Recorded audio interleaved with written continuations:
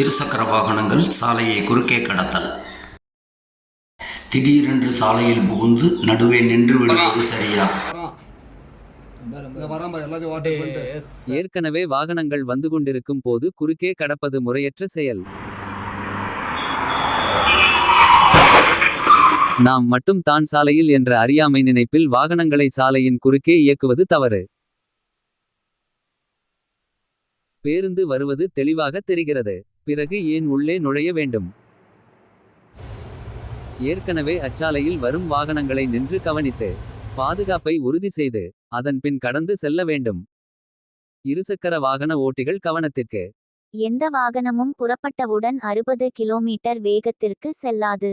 ஏற்கனவே அச்சாலையில் வந்து கொண்டிருக்கும் வாகனங்கள் திடீரென்று நிற்க முடியாது. ஏற்கனவே அச்சாலையை பயன்படுத்திக் கொண்டிருக்கும் ஓட்டுநர்களுக்கு இடையூறின்றி உங்களது ஓட்டும் செயல்பாடுகள் இருக்கட்டும்.